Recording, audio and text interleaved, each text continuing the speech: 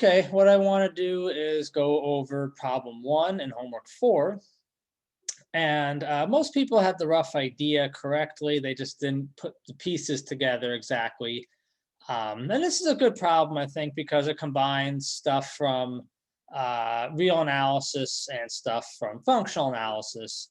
And it's good to be able to combine the two, of course. I mean, we've done a lot of examples, like Fourier series, Fourier transform, combining stuff from both worlds, and examples combining complex analysis and functional analysis, Fock and Bergman space.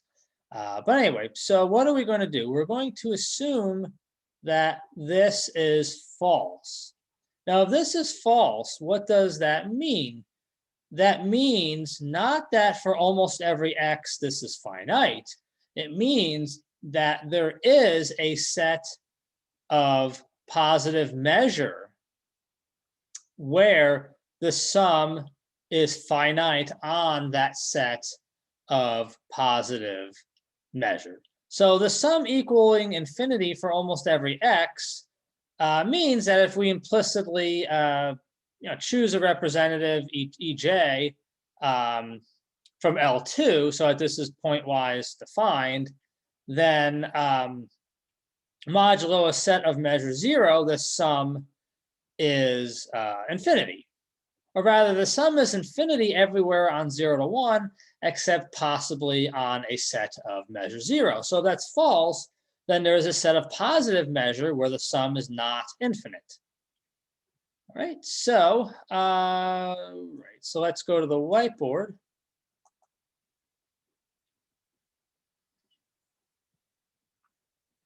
Right, so assume there exists a subset of 0 to 1. So let me write it like this.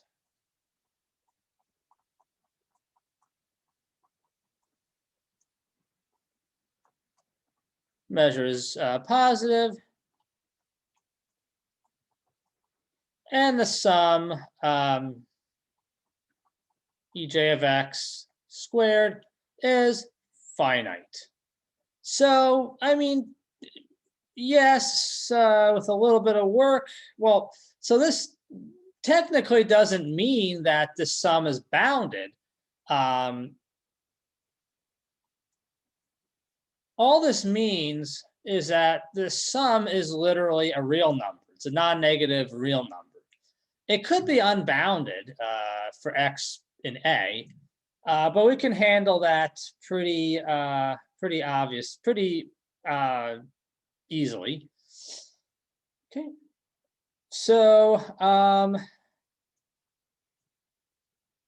yeah, so with some really easy measure theory thinking, this set here, so let's call this f of x, so I don't have to keep writing this.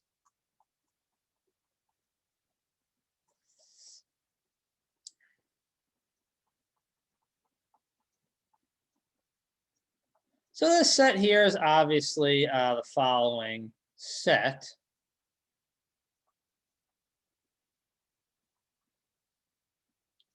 Well, a set of all x where f of x is less than n for some n. N could be really big, but if it's finite, then it's less than n for some n. Okay. So by countable subadditivity,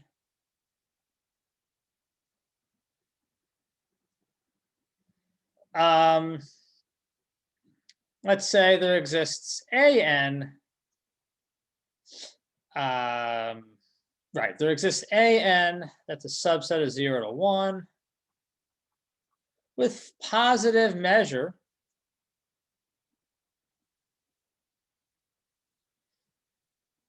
And in fact, f of x is bounded by n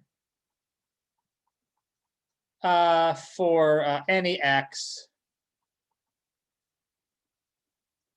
in an. Okay? Again, that's just countable subadditivity. If the measure of all of these circled sets is 0, then by countable subadditivity, the measure of this set here that I'm underlining is also 0. Well, the measure of this set is not 0 that I just underlined. We're assuming it's not 0. So, okay, so now we can get a contradiction with a little bit of work. So this, what I'm going to do now, most people did get.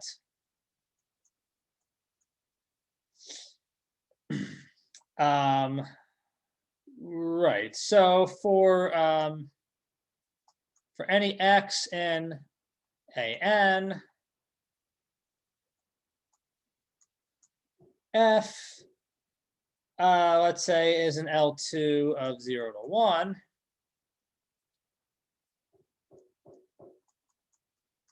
So f of x, well, first of all, f of x is going to be equal to the following. This is true for almost every, maybe I should say,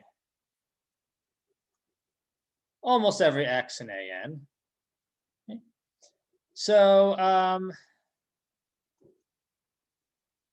so let me do this. First, we have L2 convergence of the orthonormal basis expansion that we know.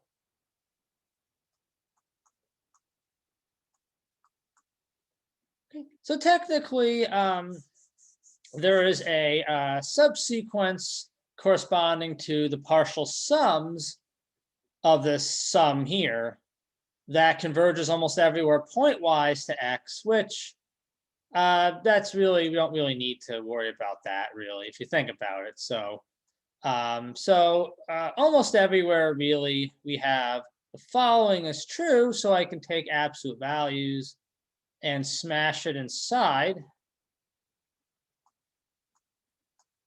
and use Cauchy-Schwarz inequality. So this, of course, is just the L2 norm of f. This is bounded by big N. Should be a summation here.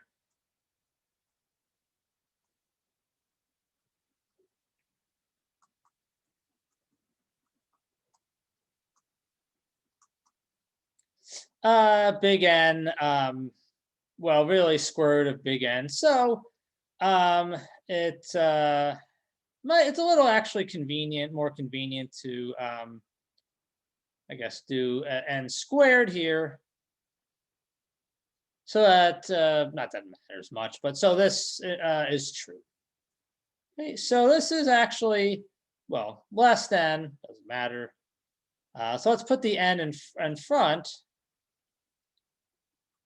Again, this is less than or equal to, or less than N for almost every x in an, really every x in an. But we only have we only have pointwise convergence almost everywhere for, again, technically a subsequence corresponding to the partial sum of this orthonormal expansion. So this is less than or equal to n times FL2. Okay, so what this is saying is for any f whatsoever, the L infinity norm of f is less than or equal to n times the L infinity norm, the L2 norm of 0 to 1. And this is rather absurd. Let's see why. Okay, so yeah, so really to finish up the proof, you do have to cook up something. You actually have to show that this is a contradiction. It's true for any f in L2 of 0 to 1. This is not hard, but it takes a tiny bit of work. Okay, so right, so what you can do, well,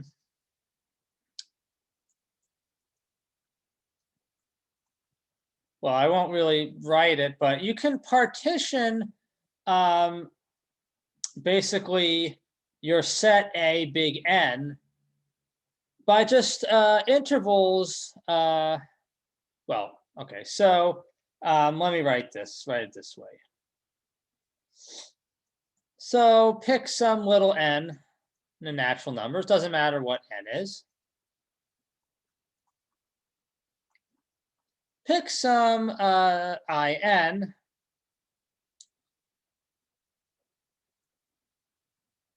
Pick some interval in of length 1. So the measure of in, m for a big measure, is just 1 over n, where this here, an intersect in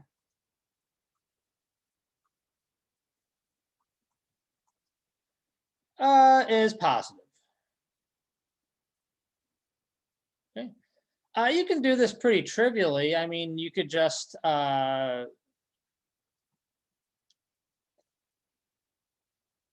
all you need to do really is just partition 0 to 1 in kind of the obvious way. You just partition it via k equals 1 to n of, that's really not that it matters, but yeah, just do k over n 0.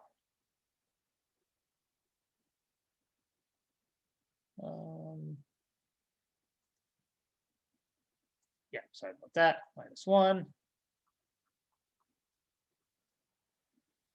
Or what you could do is you could say, not that this is false, but you can just do something similar. You could just say an is going to be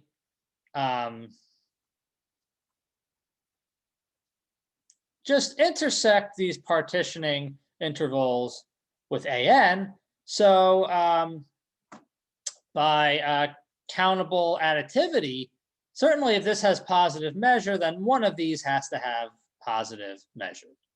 So really as simple as that. And so what's the point here? The point here is I can now cook up a very straightforward function. So let's say f is just the characteristic function of this an intersect, say f little n,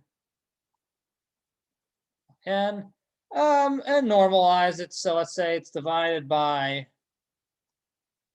the measure of this set here, and that's, as we said, it's positive measure. So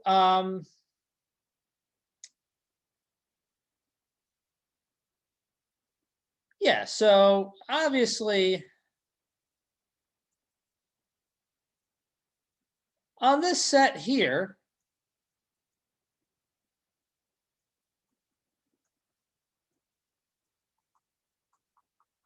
fn of x is 1 over the measure of this here, but in has measure 1 over n. So pretty obviously the bottom has measure, well, obviously less than or equal to 1 over n to the 1/2.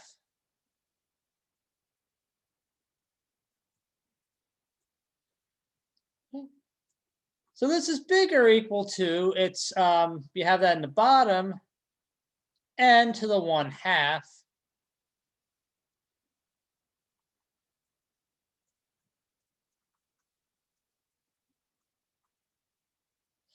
Well, this here is just going to be, well, there's really nothing to this. You square it, you square a characteristic function that doesn't do anything, obviously. I little n. This becomes the measure of an intersect I little n. So that equals 1. So yeah, so that basically takes care of the proof. Um, so certainly, just to make clear, what this is certainly saying is that because this set here has positive measure, this here is going to be bigger or equal to, well, it's going to be, yeah, it's going to be bigger or equal to n to the 1/2. So certainly for large enough little n can go to infinity. This here is miserably violated. I mean, you know, this here is just miserably violated. It's little n to the 1/2 is certainly not less than or equal to big N, where big N is fixed and little n can be as large as you want. Okay. So yeah, that takes care of the careful proof. Okay. So yeah, so do get in homework 5 soon if you haven't. And I will put a new video up in the next few days on applications of the Hahn-Banach theorem. And I'll try to go through closed graph theorem and the principle of uniform boundedness fairly, you know, I'll try to go through that quickly so we can spend at least a little time on compact operators. All right, so long, take care, bye-bye.